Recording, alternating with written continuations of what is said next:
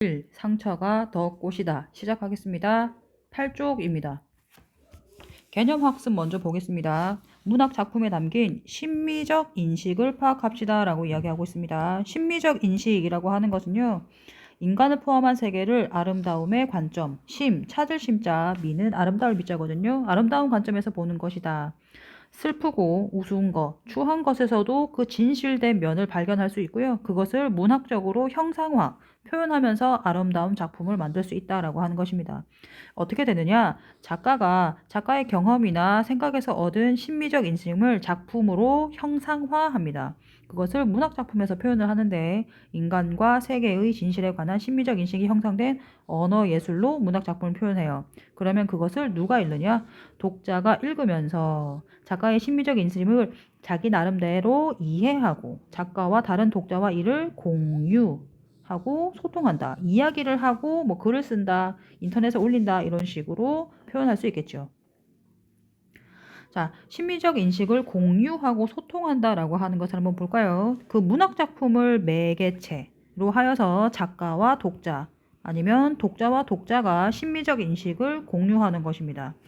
이것은 인간과 세계에 관한 진실을 깊이 이해할 수 있고 삶의 의미를 성찰한다, 반성하고 고찰한다, 한 번 더 생각해본다 이런 뜻이지요. 자, 문학 작품을 통해서 심미적 체험을 할 수 있는 것은 어떠한 효과가 있는가? 상상력 그리고 감수성을 기를 수 있고요. 문학 작품을 주체적으로 감상하는 독자가 될 수 있습니다. 나는 이렇게 생각해. 그래, 독자의 생각이 그 작가의 생각이 옳다고 생각해. 나는 조금 다르게 생각해. 이렇게 생각하면서 주체적으로 감상하고. 하나 더, 문학 작품을 감상하는 일이 즐겁고 감동적인 체험이 될 수가 있습니다. 9쪽입니다. 그러면 자신이 얻은 깨달음이나 감동을 표현하는 순서로 한번 보겠습니다. 우선 자신의 경험을 떠올려서 뭘 쓸 건지를 정합니다. 그 다음 그 깨달음을 정리를 한 다음에 글로 표현하지요. 어떻게 할 것인가, 시를 할 것인가, 수필을 할 것인가, 소설 속으로 들어갈 것인가 라고 이야기를 하는 것입니다. 자, 우리는 11쪽 들어가 보도록 하겠습니다.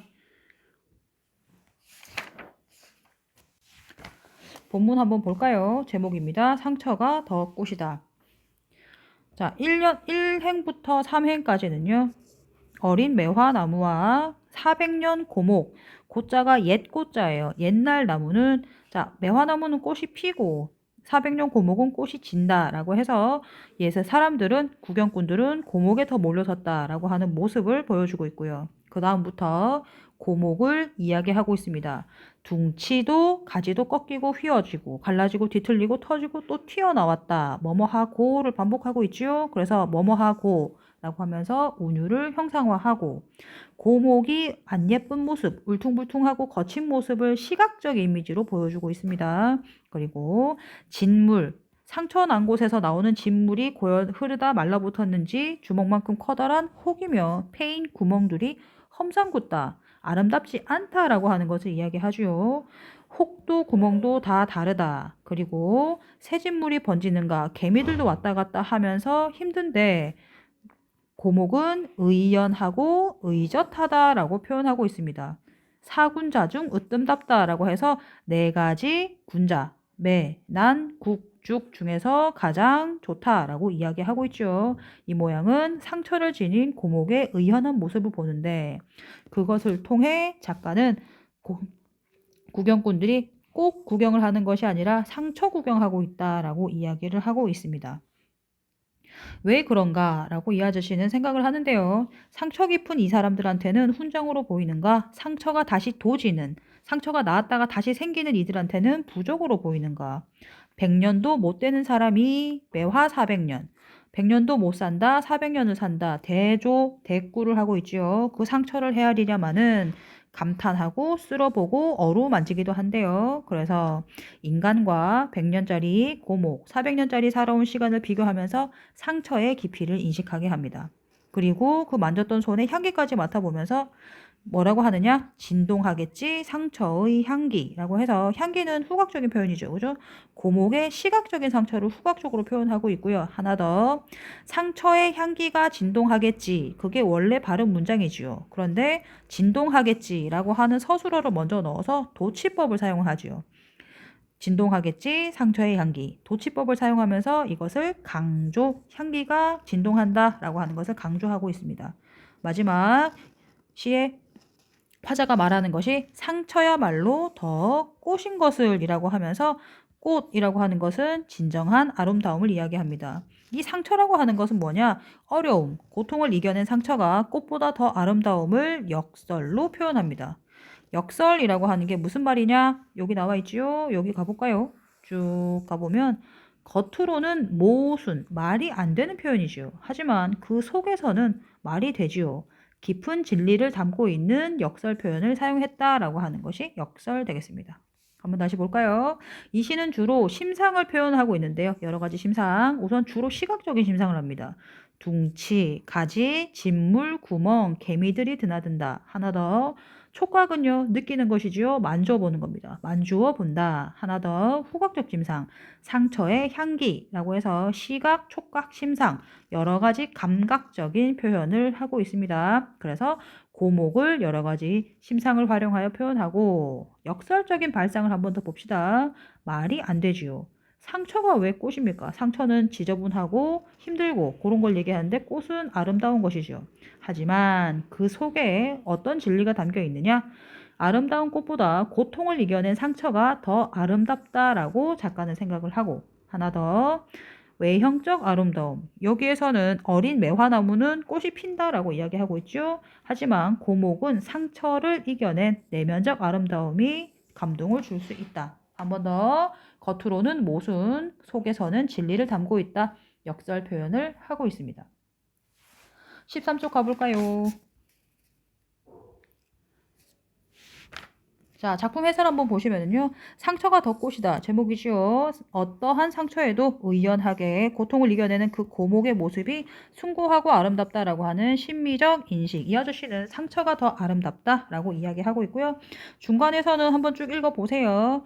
1행과 3행, 그 다음에 4행과 11행, 12행과 19행에서 무엇을 이야기하고 있는가 봐주시고요. 하나 더 마지막 문장의 순서를 바꾸어 표현하죠. 도치법이라고 아까 얘기했습니다. 도치법. 그리고 향기의 강렬함을 강조했고 마지막으로 아름다운 꽃보다 고통을 이겨낸 상처가 더 아름답다. 더 꽃이다. 라고 하면서 무슨 표현 사용했다고요? 역설적 표현 사용했습니다.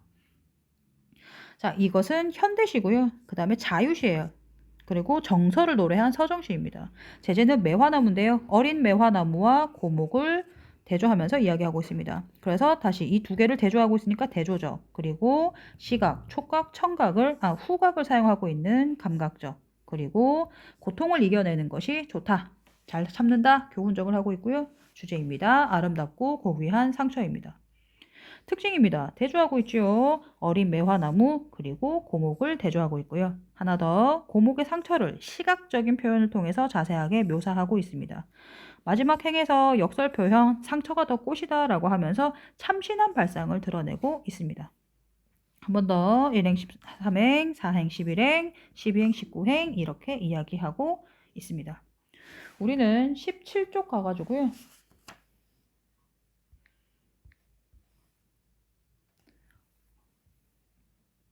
수필을 하나 읽고 가겠습니다. 이것은 이 작품에 담긴 심미적인 인식을 파악해 봅시다 라고 합니다. 이 수필이고요. 아까는 시였죠. 이 수필에서는 어떠한 아름다움을 느낄 수 있는가 라고 합니다. 중요 내용이 뭐냐면 친구와 읍내에 있는 서점에 가기로 한 날을 이야기하고 있어요. 책 사려고요. 그래가지고 가는데 그 토요일 날 학교 끝나고 당장 그리고 강에 있는 나루 채마밭, 채소밭이라는 뜻이고요. 그리고 읍내까지 갔대요. 그래서 몇 리를 가냐면은요. 얘들 몇 리라 그랬니? 50리 여행길이라고 그랬죠. 그죠? 50리 길이면 20km인데요. 동해에서 삼척까지 걸어갔다고 보시면 됩니다. 그래가지고 갔는데 되게 쫄았대. 그래서 서점을 찾아가서 땅거미가 걸려서 겨우 가서 책을 샀대요. 그래서 우리는 책값을 냈고 나와서 어두워서 식당 가서 밥 먹다가 옆자리 아저씨들이 있죠. 아저씨들이 너네 고모집 너무 멀어. 그래서 군청 숙지실에서 재워주고 아침밥도 얻으면서 다시 서점 갔대요. 일요일날. 그래서 동화책을 보고 여러 가지 내용을 알게 되었다라고 들었는데 다 보고 이제 집에 돌아와죠. 반대로 오지요. 훨씬 즐거웠던 것 같다. 자, 읍내로 갈 동안은 촌에서 읍내로 가니까 숨 막히고 겁이 나다가 이제 다시 돌아올 때는 즐거웠대요. 거꾸로 옵니다. 길을 갔다가 읍내에 채마밭, 다시 강가에 나루터 하면서 다시 배까지 보면서 즐거웠다라고 하는 모습이 나의 어린 시절의 아름다움이다라고 이야기하고 있죠. 자, 여기 제재 정리한 거 보겠습니다. 갈래는 수필이에요. 자신의 이야기를 적었지요. 초등학교 때 친구와 읍내에 가서 책 산 거 이야기하고 있습니다. 회상입니다. 과거를 생각하고 서사, 흐름을 따라가고 있고요. 묘사, 배가 점점이 떠 있다. 강을 따라 한 시간이 살구꽃이 만발한 나루라고 하면서 여러 가지 상황을 묘사하고 있지요. 자, 주제입니다. 새로운 세계, 자신의 새로운 세계인 읍내에서 느낀 낯섦과 신기함, 그리고 그 아저씨들에 대해서 고맙게 여긴다. 하나 더, 그 추억에 관한 그리움을 이야기하고 있습니다. 특징 볼까요? 어린 시절의 추억을 회상한 글이고요. 시간의 흐름에 따라서 나왔죠, 그죠? 토요일 날 갔다, 일요일 날 다시 돌아온다. 라고 해서 사건을 제시하고, 풍경을 구체적으로 묘사하고 있다라고 하는 것에서 아름다움을 느낄 수 있다. 되겠습니다.